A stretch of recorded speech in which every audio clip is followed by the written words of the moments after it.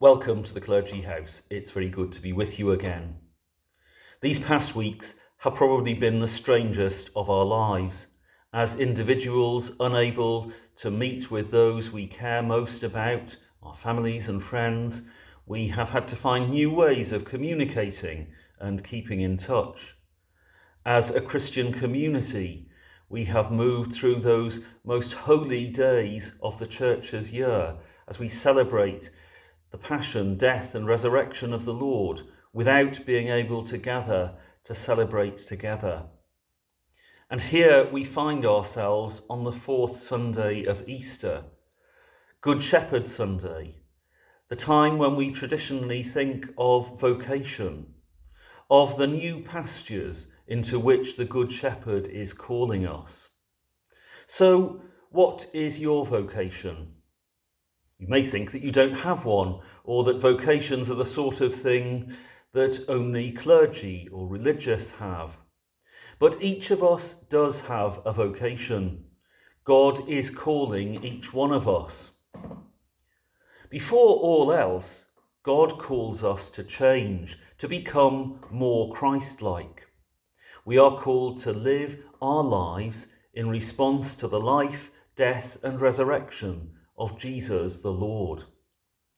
That process began in our baptism, but it continues through our pilgrimage of prayer and reading the scriptures and through receiving the Holy Communion.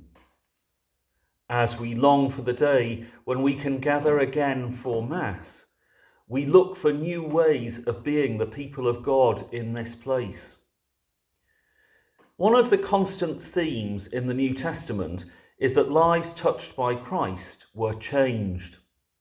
What is true for the people of the New Testament is true also for us.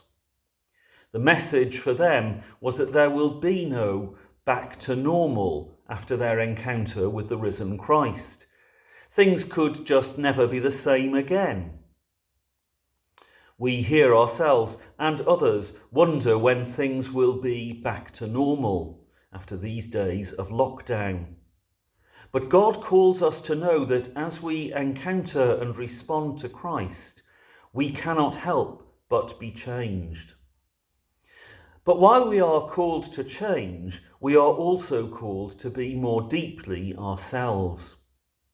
God never calls us to be something or someone we're not. God always calls us to what we are capable of becoming. It may be that there are parts of us which are underdeveloped or which rarely see the light of day, which need to be allowed to flourish in order that we can more truly be ourselves as God has made us. Maybe we have hidden gifts which we need to discover, or maybe there's something that we've secretly always wanted to do but haven't had the courage or the time to try. Whatever it may be, we need to find an outlet which will allow us to feel more excited about life, or indeed to feel more alive. St. Irenaeus wrote that the glory of God is a human being fully alive.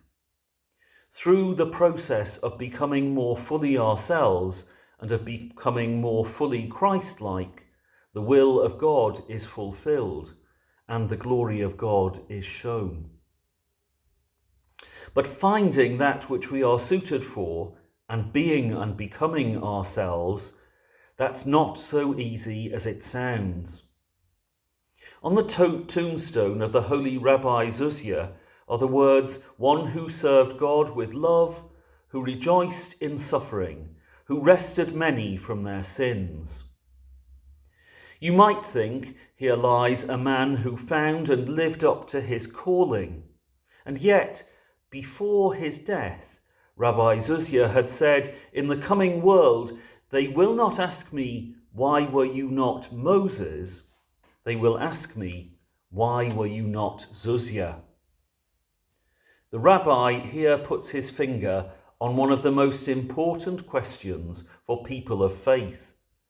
Whether we are living out our lives as our true selves, as, if you like, the parts of the body that God calls us to be.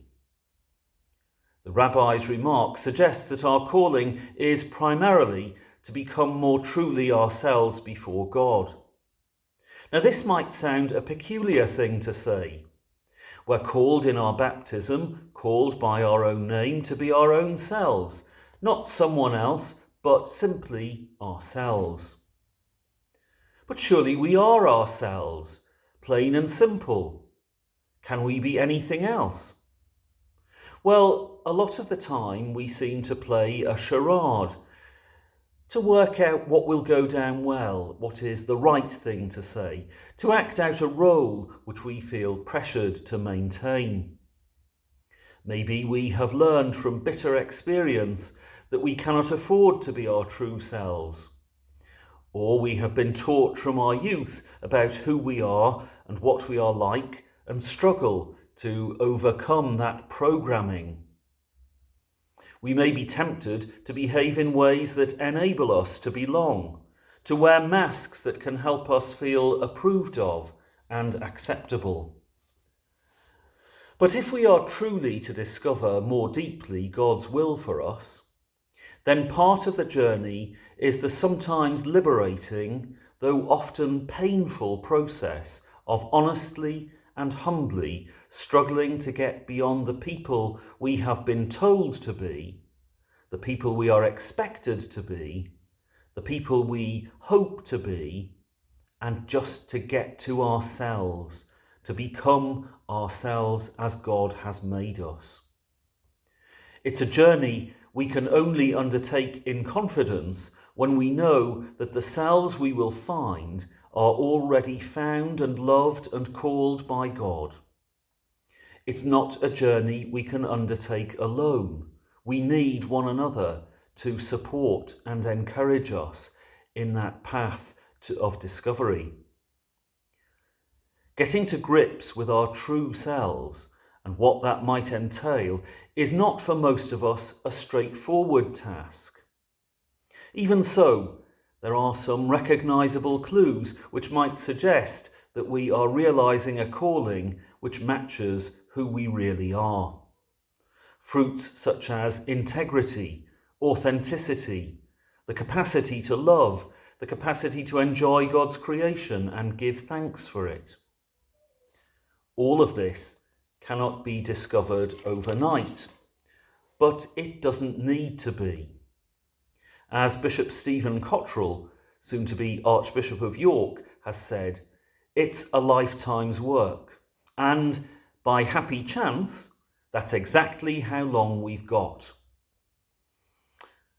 As we long to emerge from these challenging days, may we seek not the old normality, but God's new reality, where ours and every community will more closely reveal his kingdom on earth.